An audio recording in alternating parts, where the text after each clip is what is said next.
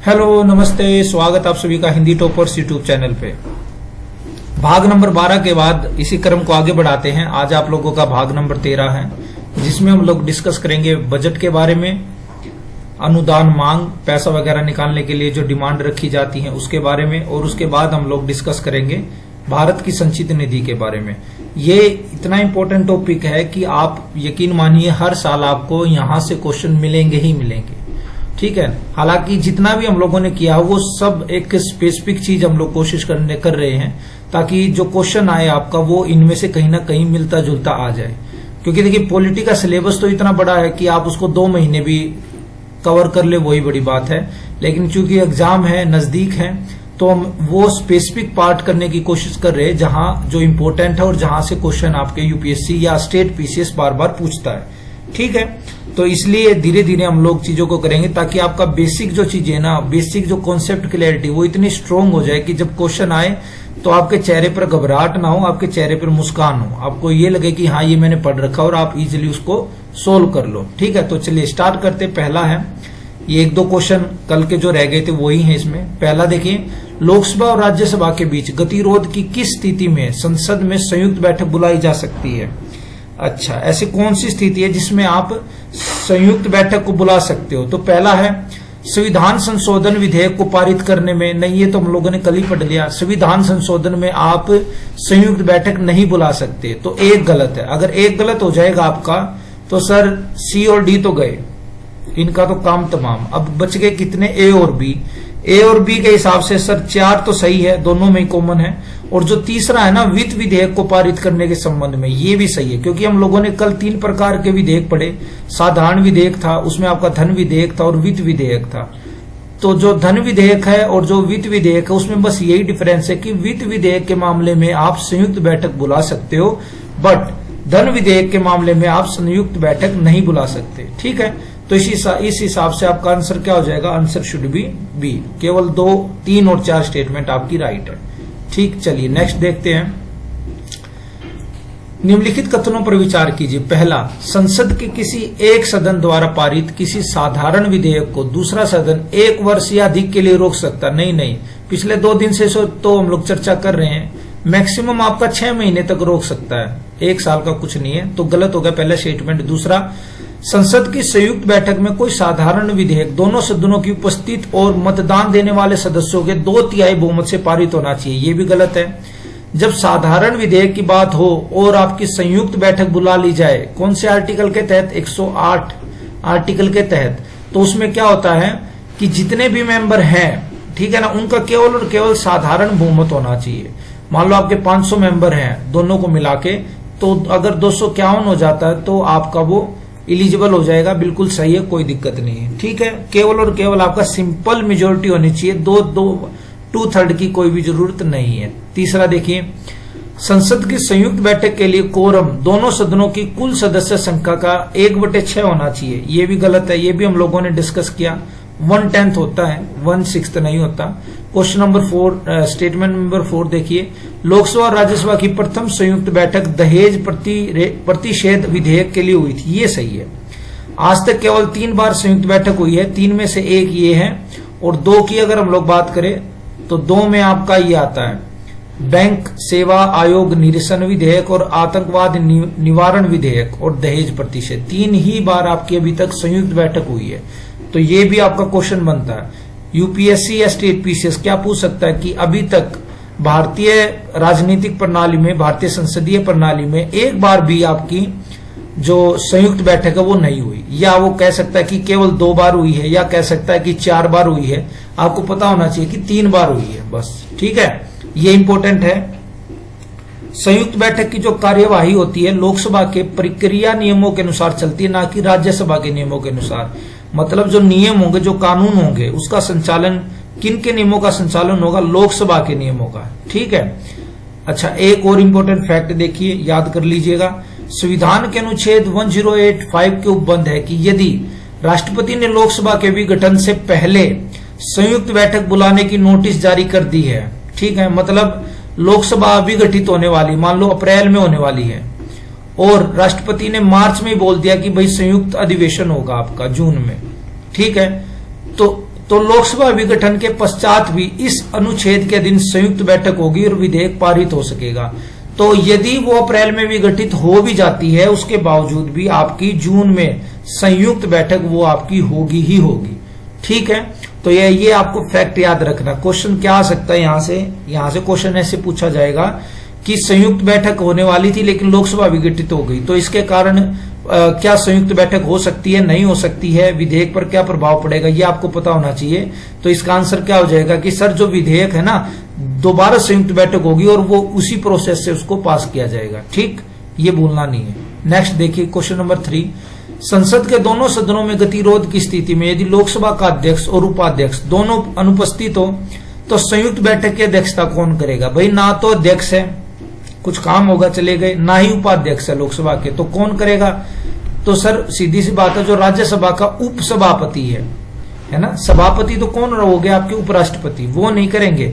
जो उनके नीचे होगा उपसभापति जो होगा ना, उसके द्वारा उसकी बैठक की अध्यक्षता की जाएगी। ये देखिए बी, राज्यसभा के उपसभापति के द्वारा। ठीक है, नेक्स्ट देखते हैं। ये यहां से आपके बजट से रिलेटेड क्वेश्चन स्टार्ट हो गए हैं। देखिए संविधान के अनुच्छेद 112 में बजट शब्द का उल्लेख किया गया है। देखिए बड़ी इंटरेस्टिंग फैक्ट यही है कि भारत के संविधान में कहीं भी बजट शब्द का यूज नहीं किया गया है। बजट की जगह किसका यूज किया गया है? वार्षिक वित्तीय विवरण, इसका यूज किया गया। कहीं पर भी बजट का यूज नहीं किया गया। ठीक है। सेकंड, एक वर्ष समिति की सिफारिश पर रेल बजट को आम बजट से अलग किया गया था। बिल्कुल सही, ये स्वतंत्रता से पहले की बात है, 1921 की।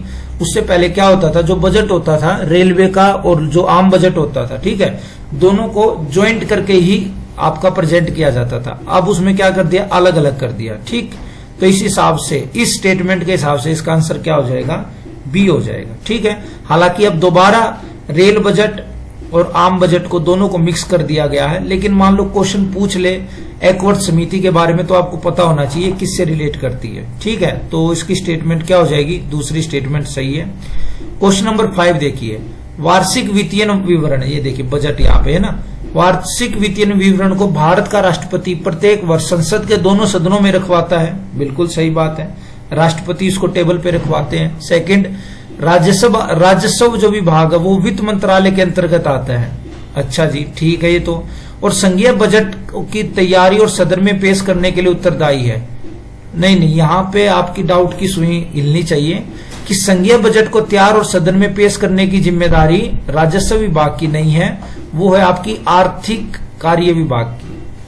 आर्थिक इकोनॉमिक अफेयर का जो डिपार्टमेंट है उसकी जिम्मेदारी है आपका बजट तैयार करने की। ठीक है, राजस्व विभाग की नहीं है। तो इस हिसाब से आपका statement only 1 is the right.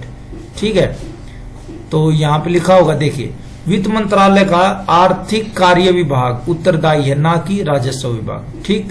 Question number 6 देखिए, आर्थिक सर्वेक्षण इंग्लिश में पढ़ेंगे तो सर आपका इकोनॉमिक सर्वे, जिसको लेकर यूपीएससी के छात्रों में विशेष प्रकार से एक क्रेज भी रहता है, एक दीवानगी रहती है कि भाई जैसे इकोनॉमिक सर्वे आएगा हम लोग सारा पढ़ देंगे। हालांकि सारा पढ़ने की वो चीज नहीं है। ठीक है, उसका इंपॉर्टेंट चीजें ही में पढ़नी चाहिए, बट ज्यादा टाइम लगा देते हैं। इससे अच्छा तो कोई आप समरी उठा के पढ़ लीजिए, वो आपके लिए ज्यादा बेनिफिशियल रहेगा। तो आर्थिक इकोनॉमिक सर्वे संसद में प्रति वर्ष प्रस्तुत किया जाता है। ठीक है, तो सिंपल इसके ऑप्शन है, बजट के पेश करने के पहले, बजट के पेश करने के पश्चात, वित्त विधेयक के प्रस्तुतिकरण के पश्चात और विनियोग विधेयक के पश्चात। तो इसका आंसर क्या हो जाएगा? आगामी बजट के प्रस्तुतिकरण के पहले किया जाता है। पहले क्या होता है, आपका आर्थिक सर्वे पेश किया जाता है, उसके बाद आपका बजट पेश किया जाता है। ठीक है, इस तरीके से देखिए इकोनॉमिक सर्वे क्या होता है। इकोनॉमिक सर्वे ये होता है कि भाई पिछले साल, मान लो अभी 2022 है, तो 2021 से लेकर 2022 तक भारत की अर्थव्यवस्था ने कैसा तो ग्रोथ किया है, क्या चेंजेस आए हैं, कितनी डेवलपमेंट हुई है, इसके बारे में एक सर्वे का मतलब क्या होता है, भाई आप डाटा इकट्ठा करके लाए हो, किसका? पहले का। तो इकोनॉमिक सर्वे आपको पिछले वर्ष के बारे में बात करता है, और बजट आपका आने वाले वर्ष के बारे में कि भाई सरकार आने वाले 2 साल में क्या करेगी, इस साल क्या करेगी, आने वाले 5 साल में किसी स्कीम को लेकर क्या करेगी। तो बजट हमेशा फ्यूचर के लिए होता है, और इकोनॉमिक सर्वे आपका पास्ट में जो भी एक्टिविटीज घटी हैं उसका क्या इम्पैक्ट हुआ इंडिया की इकोनॉमी के ऊपर, उसका आपको डिटेल एनालिसिस देता है आपका इकोनॉमिक सर्वे। सिंपल है, आपको इतना समझना चाहिए। ठीक है, क्वेश्चन नंबर 7 देखिए, अनुदान की मांग।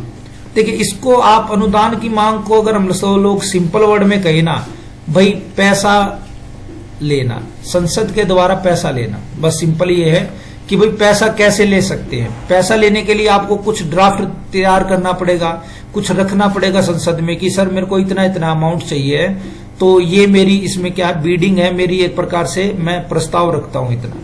तो अनुदान की मांग सिंपल समझ लो, पैसा आपको निकालना है किससे, संचित निधि से, तो आपको अनुदान की मांग रखनी पड़ेगी। ठीक है, पहला, लोकसभा में अनुदान की मांग पर चर्चा और मतदान होता है, बिल्कुल सही, लोकसभा तो है ही आपका पूरा अकाउंटेबल। सेकंड, राज्यसभा में अनुदान की मांग पर न तो चर्चा होती और न ही मतदान। नहीं, मतदान नहीं होता ये बात सही है, लेकिन चर्चा भी नहीं होती ये तो गलत हो जाएगा। ठीक है, चर्चा होती है बट मतदान नहीं हो सकता, तो दूसरा गलत है। तीसरा, राष्ट्रपति की सिफारिश के बिना किसी अनुदान की मांग नहीं की जा सकती, बिल्कुल सही है, क्योंकि बजट जब पेश होता तो भी राष्ट्रपति की मंजूरी से होता है। पैसा कोई भी निकालने के लिए कोई अनुदान मांग पेश की जाती, वो भी आपकी राष्ट्रपति की मंजूरी से ही की जाती है। तो 1 और 3 is the right answer, 2 C is the correct answer. ठीक है, चलिए वही बात है कि किंतु अनुदान की मांग पर मतदान करने की शक्ति राज्यसभा के पास नहीं है। ठीक है, ये देखिए आप यहां समझिएगा, बजट में दिए गए व्यय के अनुमानों में भारत की संचित निधि पर भारित व्यय और भारत की संचित निधि से किए जाने वाले अन्य व्ययों की राशि अलग अलग दिखाई जाती है। ठीक है, भारत की संचित निधि पर अनुमानित अन्य व्ययों को लोकसभा के समक्ष अनुदान की मांग के रूप में रखा जाता है। देखिए 2 चीजें हैं, संचित निधि होगी आपकी, मान लो ये संचित निधि में 2 प्रकार की राशियां निकाली जा सकती है। एक तो होता है संचित निधि पर भारित व्यय। भारित व्यय का इन द सेंस मतलब है कि भाई कुछ ऐसा खर्च है भारत की संचित निधि पर जिसके बिना देश चल ही नहीं सकता। ठीक है, जैसे राष्ट्रपति की आपकी सैलरी है, सुप्रीम कोर्ट के जो जजेस हैं उनकी सैलरी है, इनको लेकर आप किसी भी प्रकार का डिस्कशन नहीं कर सकते। क्यों? क्योंकि ये इंपॉर्टेंट चीजें हैं, इनके बिना देश सर्वाइव नहीं करेगा। दूसरी टाइप की होती है आपकी भारत की संचित निधि से किए जाने वाले अन्य व्यय, मतलब इनके ऊपर आपका क्या, इनके ऊपर आप वोटिंग भी कर सकते हो, डिस्कशन भी कर सकते हो। ये आपके जो एक्स्ट्रा खर्चे हैं उनसे रिलेट करता है। ठीक है, तो 2 चीजें हैं, ये आप लोगों ने समझी। नेक्स्ट देखते हैं, ये देखिए, भारत की संचित निधि पर भारित व्यय पर लोकसभा में मतदान होता है किंतु राज्यसभा में नहीं। ठीक है, संसद को भारत की संचित निधि पर भारित व्यय को बढ़ाने की शक्ति है? नहीं, संसद को शक्ति नहीं है, ऐसा नहीं है। तीसरा क्या, संसद को राष्ट्रपति की सिफारिश के बिना कोई कर आरोपित करने की शक्ति नहीं है, ये सही है। संसद को राष्ट्रपति की सिफारिश के बिना किसी कर में वृद्धि करने की शक्ति नहीं, ये भी सही है। पहला स्टेटमेंट देखिए, भारत की संचित निधि पर भारित व्यय पर लोकसभा में मतदान होता, नहीं, इसके ऊपर तो सर मतदान होता ही नहीं, चाहे लोकसभा हो चाहे राज्यसभा हो। अब सुप्रीम कोर्ट के अगर जज की आप सैलरी को लेकर लोकसभा में मतदान करने लग जाओगे तो आपको लगता है कि वो जो उसका निर्णय होगा, जुडिशियल जो उसका अधिकार क्षेत्र, वो उसको अच्छी तरीके से कर पाएगा, क्योंकि उसके दिमाग में कहीं ना कहीं गवर्नमेंट को अपीज करने की भावना रहेगी कि भाई मैं अगर गवर्नमेंट को खुश रखूंगा तो मेरी सैलरी बढ़ा देंगे या सैलरी मेरे को अच्छी तरीके से मिलेंगी, सुविधाएं मिलेंगी। इसलिए ऐसे पोस्टों को जो खर्चा है उनका, वो भारत की संचित निधि पर भारित व्यय के अंतर्गत डाल दिया गया कि भाई इनके ऊपर चर्चा ही नहीं करनी है। ठीक है, और मतदान तो आप भूल ही जाओ, ये आपको बस पे करना है तो करना है, ताकि वो लोग अपना फ्रीडम तरीके से आजादी के साथ अपना काम कर सके। तो 1 और 2 गलत, 3 और 4 आपकी स्टेटमेंट सही है, तो answer should B 3 and 4, A is the correct answer. ठीक है, देखिए, भारत की संचित निधि पर भारित व्यय को संसद में मतदान के लिए नहीं रखा जाता, केवल संसद में इस पर चर्चा होती है, इसलिए संसद को भारित व्यय में कोई परिवर्तन करने की शक्ति नहीं है। ठीक है, ये देखिए अब क्वेश्चन नंबर 9, यदि वार्षिक संघीय बजट लोकसभा द्वारा पारित नहीं हो पाता, अच्छा जी, मतलब आप सरकार ने बजट पेश किया और बजट का प्रस्ताव रखा और वो फेल हो गया, तो इसका मतलब सीधा सीधा क्या कि सरकार बजट पास करवाने में फेल हुई है। और अगर सरकार के पास फेल हुई है, इसका मतलब ये है कि सरकार के पास पर्याप्त नंबर नहीं है ना, अपनी गवर्नमेंट चलाने के लिए पर्याप्त नंबर नहीं है। तो इसके कारण क्या होगा, इसके कारण प्रधानमंत्री को अपनी मंत्री परिषद का त्याग पत्र पेश कर देता है, क्योंकि भाई जब उसके पास नंबर ही नहीं है तो वो अपनी एलिजिबिलिटी खो चुके हैं। ठीक है, उनके ऊपर जो ट्रस्ट था गवर्नमेंट को वो खो चुके हैं, तो सरकार चलाने का उनका अधिकार नहीं रहा। तो इस हिसाब से आपका D is the correct answer हो जाएगा आपका। ठीक, क्वेश्चन नंबर 10 देखिए आप। वित्त विधेयक के विषय में प्रक्रिया का सही अनुक्रम निम्नलिखित में से कौन सा है? मतलब कोई जब आप बजट रखते हो उसका वित्त विधेयक के तौर पर, उसको आप कैसे पास करवाते हो? तो सबसे पहले आपका क्या हो जाएगा, बजट का प्रस्तुतिकरण। ठीक है, बजट रखा, उसके बाद अनुदान की मांग पर मतदान होगा। भाई जो आप लोगों ने बोला कि हमें इतना पैसा चाहिए वो सही भी है या गलत है, इसके ऊपर भी तो आपको होगा। तीसरा, कुछ सांसद होंगे जो सहमत होंगे कि सरकार जो खर्च कर रही है वो सही है, लेकिन कुछ सांसद ऐसे भी होंगे जो कहेंगे कि सरकार ज्यादा खर्च कर रही है या कम खर्च कर रही है। तो वो क्या लाएंगे, कटौती प्रस्ताव लाएंगे कि भाई मेरे को लगता है कि ये लोग ज्यादा एस्टिमेट बता रहे हैं, इतना खर्च करने की जरूरत नहीं है, तो आपने जो ये अनुमान लगाया ना इसमें कुछ कटौती करो। इसके बाद आपका आएगा विनियोग विधेयक। ठीक है, और लास्ट में आपका आएगा वित्त विधेयक। यहां आपको पैसा मिल जाएगा। तो इसके हिसाब से तो आपका आंसर क्या होना चाहिए, ए इज द करेक्ट आंसर। देखिए यहां से देखिए आप, बजट का प्रस्तुतिकरण, सबसे पहले बजट रखा गया। सेकंड क्या है, आम बहस, दोनों सदनों में आम बहस होगी। तीसरा देखिए इसमें क्या होगा, तीसरे में कि विभागीय समिति द्वारा जांच की जाएगी, है ना। ये थोड़ा सा बड़ा हो गया, एक मिनट देखते हैं इसको। हाँ ये सही है। अब विभागीय समिति द्वारा जांच की जाएगी बजट पर आम बहस के बाद। ठीक है, कि भाई बजट को लेकर सरकार ने जो एस्टिमेट रेवेन्यू रखा है वो सही भी या नहीं है, उसको लेकर जो डिफरेंट डिपार्टमेंट बने हुए हैं उनके पास वो बजट जाएगा, उनका एस्टिमेट कॉस्ट जाएगी, पैसा जाएगा कि भाई इतना इन लोगों ने डिमांड किया, आप बताओ कि यह सही है या गलत है। इसके बाद अनुदान की मांगों पर मतदान होगा। उसके बाद आपको कटौती प्रस्ताव लाए जाएंगे। प्रत्येक मांग पर लोकसभा में अलग अलग मतदान किया जाएगा। ठीक है, प्रस्ताव की अगर हम लोग बात करते हैं तो देखिए 3 प्रकार के प्रस्ताव होते हैं, ये भी इंपॉर्टेंट है, यूपीएससी पूछ सकती है। 3 प्रकार के प्रस्ताव होते हैं। पहला होता है नीतिगत कटौती प्रस्ताव। इसमें मतलब ये विरोध दिखाया जाता है विपक्ष के द्वारा कि सरकार जो ये पॉलिसी लेके आई ना, ये पॉलिसी बकवास है, इससे कुछ होना जाना नहीं है। हालांकि इसमें पैसे की डिमांड नहीं करते, वो क्या करते कि केवल और केवल 1 रुपया ऐसा डिमांड करते कि भाई इसमें से आप जो आपने बजट रखा, मान लो 1000 करोड़ का बजट रखा, तो इसमें से आप 1 रुपया कम कर दो। तो ये क्या केवल और केवल सांकेतिक प्रदर्शन है कि भाई हमें सरकार के इस निर्णय से हम लोग सहमत नहीं है, बस, और कुछ भी नहीं है। सेकंड क्या, सांकेतिक कटौती प्रस्ताव। सांकेतिक कटौती प्रस्ताव में क्या किया जाता, 100 रुपए की डिमांड रखी जाती कि इसको कट कीजिए। आर्थिक कटौती प्रस्ताव, इसमें क्या होता है कि इसमें पैसा बताया नहीं जाता कि इतना कट कीजिए, लेकिन इसमें डिमांड रखी जाती है कि एक फिक्स अमाउंट में आपको पैसा कट करना चाहिए, हमें ये ज्यादा लग रहा है। ठीक है, इसके बाद विनियोग विधेयक। संविधान के अनुच्छेद 114 में उपबंध है कि भारत की संचित निधि के बिना विनियोग विधेयक के धन की निकासी नहीं होगी। आप भारत की संचित निधि में बिना विनियोग विधेयक लाए धन की निकासी को नहीं कर सकते हैं। नेक्स्ट है आपका वित्त विधेयक या धन विधेयक। भारत सरकार के उस वर्ष के लिए वित्तीय प्रस्ताव को प्रभावी बनाने के लिए इसको पेश किया जाता। तो एंड में आपका आ जाएगा वित्त विधेयक। ये देखिए, अब यहां भी एक समझ लो, आगे क्वेश्चन आएगा लेखानुदान क्या होता है। बस मैं आपको सिंपल समझा देता हूं, इसमें कोई ज्यादा रॉकेट साइंस नहीं है। यहां जाओगे तो कठिन वर्ड है, समझ नहीं पाओगे। अब सरकार को क्या होता है, देखो सरकार आपकी फरवरी में आपका बजट रखती है। ठीक है, बजट रखने के बाद वो क्या होगा, वो विभिन्न विभागीय समिति के पास जाएगा, उसके ऊपर मतदान होगा, उसके ऊपर बहस होगी, उसके ऊपर फिर विनियोग विधेयक लगेगा, फिर वित्त विधेयक लगेगा और फिर बजट पास होगा आपका। तो इतना जो प्रोसेस होगा, तो बीच में फरवरी के बाद मार्च, ये सारा टाइम जाएगा अप्रैल तक। तो अप्रैल से तो बजट पास हो जाएगा, पैसा की पास सरकार के पास कोई कमी नहीं है। लेकिन मार्च में भी तो सरकार को खर्च निकालना है ना, तो खर्च और पैसा कैसे निकाल सकते हो, सिंपल बात है कि भाई विनियोग विधेयक के माध्यम से निकाल सकते हैं। तो इसलिए सरकार क्या करती है, एक अलग से प्रस्ताव लाती जिसका नाम दिया गया लेखानुदान, कि भाई हमें 1 महीने के लिए कुछ पैसा दे दो ताकि हम लोग क्या कर सके, भारत सरकार के जितने भी खर्च है ना, हम उसको इजिली स्मूथली उसको चला सके।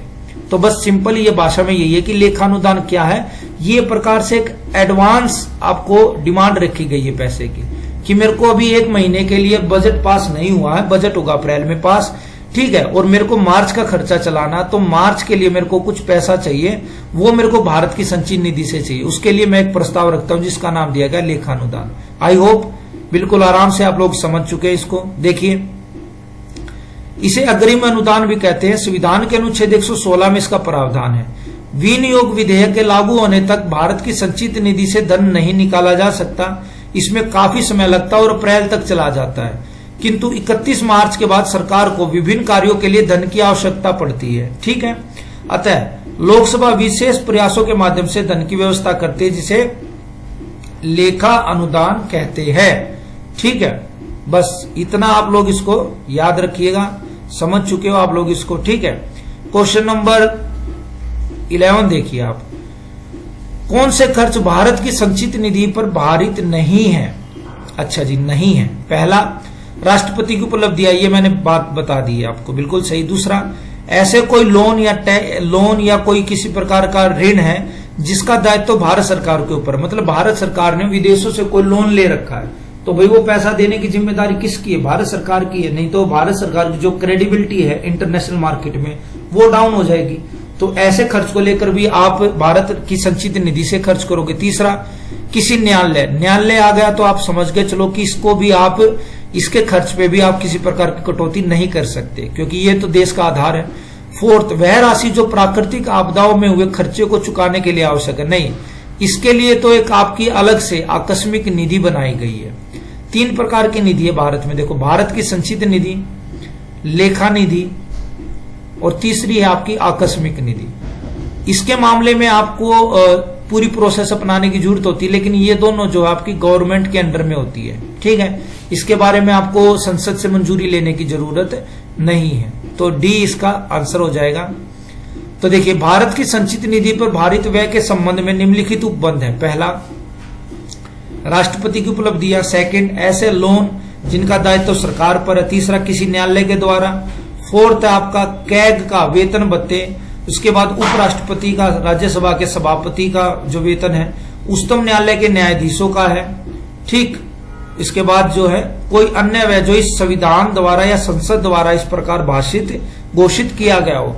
मतलब संसद अगर चाहे तो संसद भी क्या कर सकती है? संसद भी किसी खर्चे को भारत की संचित निधि के ऊपर लागू कर सकती है कि भाई ये खर्चा भी आपका इस निधि से ही लागू होगा। ठीक है, क्वेश्चन नंबर 12 देखिए, लोक वित्त पर संसद के नियंत्रण के संदर्भ में निम्नलिखित कथनों पर विचार कीजिए। ठीक है, पब्लिक अकाउंट से रिलेटेड है। पहला, संसद के नियंत्रण के संबंध में, मतलब जो लोगों का पैसा है, क्योंकि सरकार के पास अपना तो कोई पैसा होता नहीं है, लोग टैक्स पे करते हैं, तो उसी से पैसा सरकार के पास पहुंचता है। ठीक है, तो उस पैसे को लेकर संसद के माध्यम से किस प्रकार से नियंत्रण किया जा सकता है और क्या क्या प्रक्रियाएं हैं जिसके माध्यम से संसद इस पूरे पैसे के ऊपर कंट्रोल करती है। पहला, बजट पेश करती है, बिल्कुल सही, बताया जाता है कि कहां से पैसा आएगा, कहां पैसा जाएगा। ठीक है। सेकंड, विनियोग विधेयक के बाद ही पैसा निकाल सकते हैं, बिल्कुल सही, सरकार की मर्जी नहीं है कि जब मुंह किया उठाया और बोले कि हमें पैसा चाहिए और हमें पैसा निकाल लेंगे, ऐसा नहीं कर सकते। थर्ड वन, संसद में वित्त विधेयक का प्रस्तुत किया जाना, मतलब धन विधेयक का, ये भी सही है। और लेखानुदान और अनुपूरक अनुदान का प्रावधान, ये भी सही है। ठीक है, तो इसके हिसाब से तो ऑप्शन क्या हो जाएगा? डी। चारों स्टेटमेंट आपकी राइट है। ठीक, क्योंकि इन चारों में सरकार को बताना पड़ेगा ना कि भाई मैं पैसा अगर ले रहा हूं तो मैं कहां तो इसका खर्च करूंगा, कैसे इससे आमदनी बढ़ेगी, कैसे इसका प्रभाव उत्पन्न होगा। ऐसा तो नहीं है कि सरकार की नींद खुली और बोल दिया कि मेरे को 5,000 करोड़ रुपए चाहिए कल, ऐसा नहीं है। आपको प्रॉपर चैनल से प्रॉपर तरीके से सारी चीजें बतानी पड़ेगी, एक्सप्लेन करनी पड़ेगी। ठीक है, तो इसी को तो कंट्रोल बोलते हैं। क्वेश्चन नंबर 13, आप घर में जब पैसा लेते हैं तो घर वाले पूछते हैं या नहीं पैसा कि भाई क्या तो खर्च करेगा, कहां जाएगा, कितना खर्च करेगा, कब आएगा, ये क्या, ये प्रकार से कंट्रोल है। तो संसद भी इसी तरीके से कंट्रोल करती है पैसे के ऊपर। क्वेश्चन नंबर 30 देखिए, संसद के प्राधिकार के बिना कोई धन भारत की संचित निधि से नहीं निकाला जा सकता, बिल्कुल सही। सेकंड है, लोक लेखा निधि से किए जाने वाले सभी वितरणों के लिए भारत की संसद की प्राधिकार की आवश्यकता, ये गलत है। मैंने कहा ना, केवल और केवल लोक जो संचित निधि है उसके मामले में आपको संसद से मंजूरी लेने की आवश्यकता है। जो ये लोक लेखा निधि है या इस प्रकार की जो निधि है, इसको लेकर आपको टेंशन लेने की जरूरत नहीं है। संसद से मंजूरी लेने की जरूरत नहीं है। तो करेक्ट आंसर क्या हो जाएगा? पहला, ए इज द करेक्ट आंसर। ठीक, ये देखिए यहां पता चल जाएगा आपको। आर्टिकल जो 266 है ये आपका भारत की संचित निधि से, 266 आपका भारत की लोक लेखा निधि से और 267 आपका भारत की आकस्मिक निधि से। ठीक, भारत की संचित निधि से कोई भी धन संसद के प्राधिकार के बिना नहीं निकाल सकते। भारत की लोक लेखा निधि के भांति भारत की आकस्मिक निधि को भी कार्यकारी प्रक्रिया से संचालित किया जाता। मतलब जो गवर्नमेंट होती है इंडिया की, उसकी जो आपकी एग्जीक्यूटिव पावर है, मतलब प्रधानमंत्री की जो पावर है, उनके माध्यम से ही उसको चलाया जाता है। ठीक है, और आकस्मिक निधि की शुरुआत अगर हम लोग बात करें तो 1960 में हुई और ये राष्ट्रपति के अधिकार में रहती है। तो भाई राष्ट्रपति भी तो कार्यपालिका का ही एक अंग है। ठीक है ना, तो ये बस आपको थोड़ा सा घुमा के बता दिया बात को कि जो आकस्मिक निधि होती है वो भी किसके अंडर में आती है? वो राष्ट्रपति के अंडर में आती है। और राष्ट्रपति किसके अंडर में आता है? वो भी सरकार के साथ ही काम करते हैं। तो ये सरकार के वो है डायरेक्ट। ठीक है, अब देखिए निम्नलिखित में से कौन सा भारत की संचित निधि का भाग है? अच्छा, भाग है। पहला, न्यायिक जमा, बिल्कुल जुडिशियल से जुड़ा जितना भी है। संचित निधि का बचत, बैंक जमा और राजस्व, इनमें से अगर हम लोग बात करें तो मेरे हिसाब से तो इसका आंसर जो है वो आपका भारत की संचित निधि का भाग है। अच्छा, ये देखिए संचित निधि का भाग है। तो न्यायिक जमा, जैसे न्यायालय के द्वारा जो फाइन लगाया जाता वो कहां पर जमा होता? वो संचित निधि में जमा नहीं होता, वो आपका लोक लेखा निधि में जमा होता है। तो ये इसका भाग नहीं है। बचत, बैंकों में जो बचत की जाती है वो आपकी लोक लेखा में आती है। तीसरा, बैंक जमा, बैंकों में जमा, ये हम लोग डिस्कस। चौथा, रेवेन्यू, टैक्स के माध्यम से जो रेवेन्यू जनरेट होता है भारत सरकार के पास, वो किसके अंडर में आता है? वो आपकी संचित निधि के अंडर में आता है। तो इसके हिसाब से तो केवल और केवल आपकी चौथी स्टेटमेंट आपकी राइट हो जाएगी। ठीक है, चलिए नेक्स्ट देखते हैं।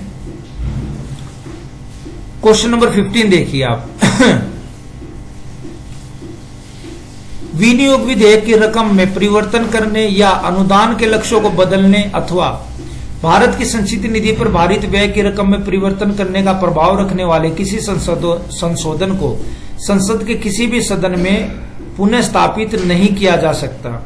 अच्छा, सेकंड, वित्त विधेयक में कर को बढ़ाने या घटाने संबंधी संशोधन संसद के किसी सदन में पुनः स्थापित नहीं किया जा सकता। इसके हिसाब से तो इसका आंसर आपका बी गलत होना चाहिए। बाकी देखते हैं इसका आंसर। तो ए इसका करेक्ट होना चाहिए आपका, बिल्कुल सही है। ए आपका राइट है। ध्यान से पढ़िए स्टेटमेंट, दूसरा रॉन्ग। पहला क्या कहा इन्होंने? विनियोग विधेयक की रकम में परिवर्तन करने या अनुदान के लक्ष्यों को बदलने अथवा भारत की संचित निधि पर भारित व्यय की रकम में परिवर्तन का प्रभाव रखने वाले किसी संशोधन को संसद के किसी भी सदन में पुनः स्थापित नहीं किया जा सकता। बिल्कुल, हम लोग पहले से ही डिस्कस करते आए कि भारत की संचित निधि से रिलेटेड कोई भी व्यय होगा उसमें परिवर्तन आप कर ही नहीं सकते। तो प्रस्ताव की तो बात ही छोड़ दो, पहला तो आपका सही हो जाएगा। सेकंड, वित्त विधेयक में कर को बढ़ाने या घटाने संबंधी संशोधन संसद के किसी सदन में पुनः स्थापित नहीं किया जा सकता। गलत, किया जा सकता, लोकसभा में भी किया जा सकता और राज्यसभा में भी किया जा सकता है। ठीक है, ये गलत हो जाएगा आपका। ए इज द राइट आंसर। ठीक है, क्वेश्चन नंबर 16 ये हम लोगों ने खैर डिस्कस कर लिया। पहला देखिए, सही सम्मिलित है। सांकेतिक कटौती का मतलब 1 रुपए की कमी करना, नीति कटौती 100 रुपए की कमी करना, आर्थिक कटौती आपका किसी निश्चित राशि का उल्लेख नहीं रहता। ये सही है, ये उल्टा दे रखा है यहाँ पर। देखो, सांकेतिक कटौती में आपका आएगा 100 रुपए की कमी करना और नीति कटौती में आएगा केवल और केवल आपका 1 रुपए की कमी करना। ठीक है, तीसरा स्टेटमेंट आपका राइट है, तो answer should B option A. तीसरी स्टेटमेंट आपकी रॉन्ग है। ठीक, चलिए आगे देखते हैं। क्वेश्चन नंबर 17, निम्नलिखित प्रक्रियाओं में से कौन सी भारत के संघीय बजट से संबंधित है? अच्छा, बजट से जो संबंधित है, तो देखिए स्थगन प्रस्ताव तो बजट से रिलेटेड नहीं है, या ध्यान आकर्षण प्रस्ताव, मतलब जो सांसद होते हैं जब वो बहस करते हैं तो कभी कभार ये होता है कि भाई कोई विषय इतना इंपॉर्टेंट आ जाए अचानक से कि उसके ऊपर आपको सभी को ध्यान देना चाहिए, सभी सांसदों को। तो कोई भी सांसद खड़ा होकर ये कह सकता है कि भाई मैं ध्यानाकर्षण प्रस्ताव को रखता हूं, हालांकि आपको इससे पहले सूचित करना होगा, 14 दिन का आपको नोटिस देना पड़ता है, वो एक अलग बात है। लेकिन समझने के लिए अब समझ लो, ध्यान आकर्षण का मतलब क्या, अटेंशन के लिए एक प्रस्ताव रखा जाता है कि भाई कोई अन्य इंपॉर्टेंट मुद्दा जो काफी इंपॉर्टेंट है।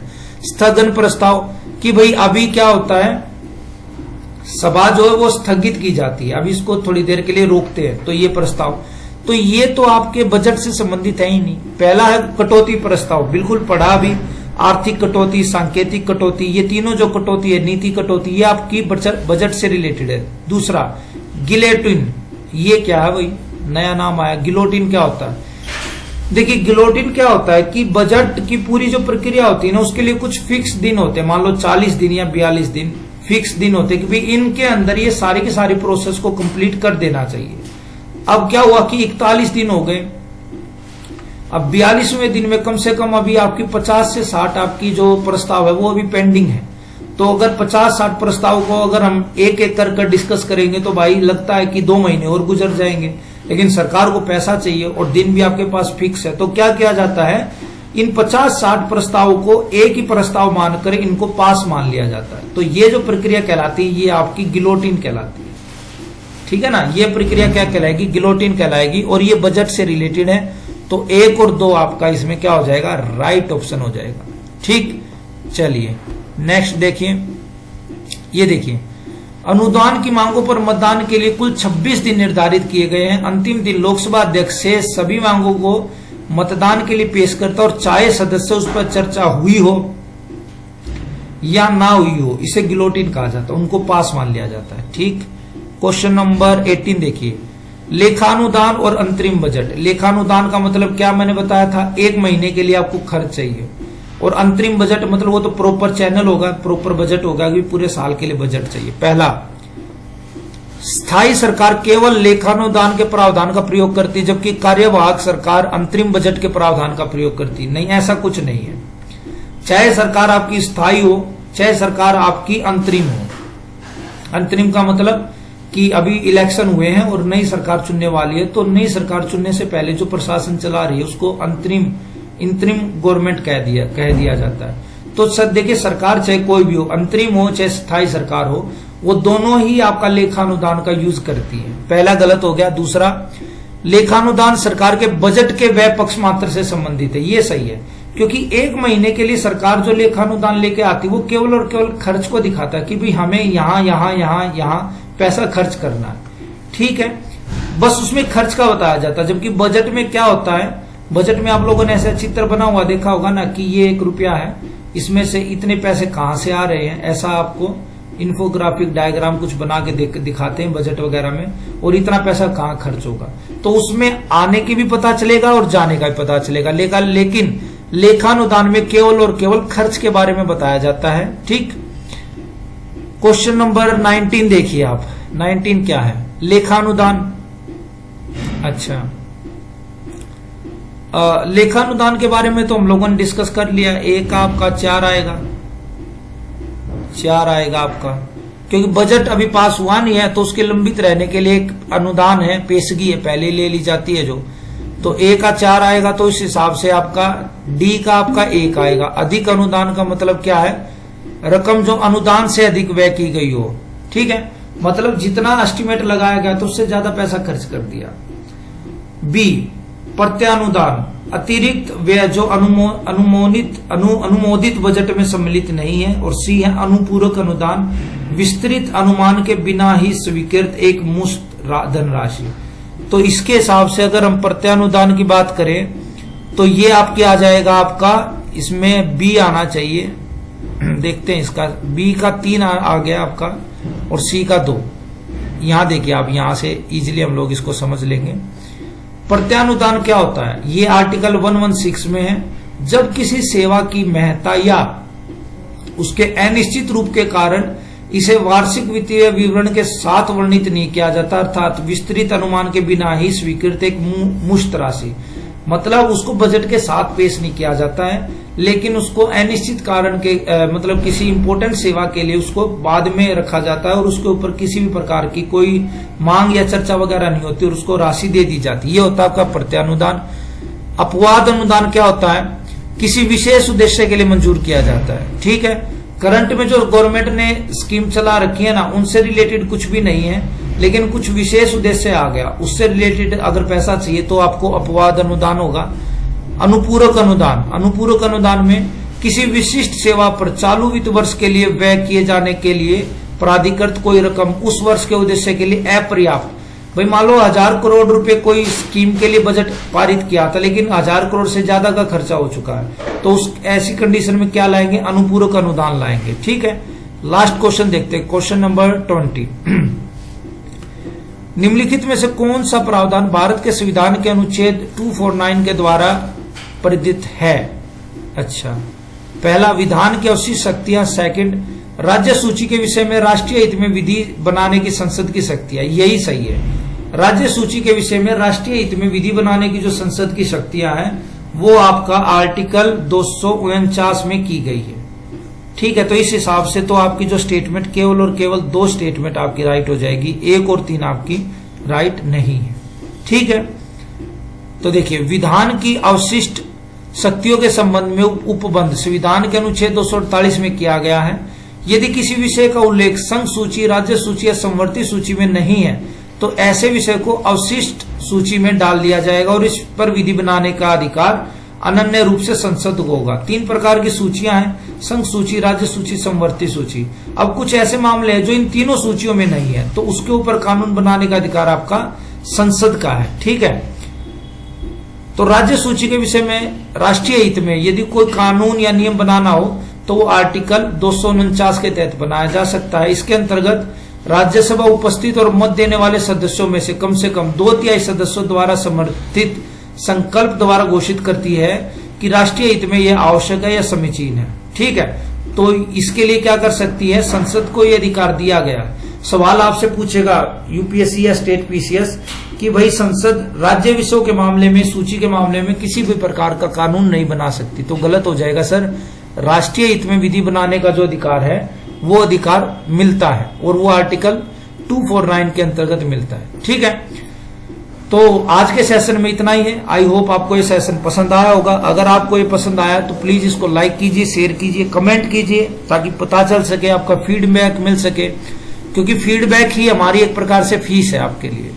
आप अगर फीडबैक दे रहे हो, कमेंट कर रहे हो, तो हम समझेंगे कि हम जो प्रयास कर रहे हैं वो काफी हद तक सफल है। ठीक है, इसके लिए कोई आपसे चार्ज तो लिया जा नहीं रहा है, तो आप इसमें जी भर के कमेंट जरूर कीजिएगा। अच्छा बुरा कोई अलग बात है, ऐसा नहीं है कि भाई केवल अच्छे कीजिए, आपको पसंद नहीं आया वो भी कीजिए, ताकि और इम्प्रूवमेंट हो सके और चीजों को अच्छे तरीके से सुधारा जा सके। तो चलिए, मिलते हैं आप लोगों से नेक्स्ट वीडियो में। तब तक अपना ध्यान रखिए, खुश रहिए, पढ़ते रहिए, मुस्कुराते रहिए। Thank you very much, have a nice day.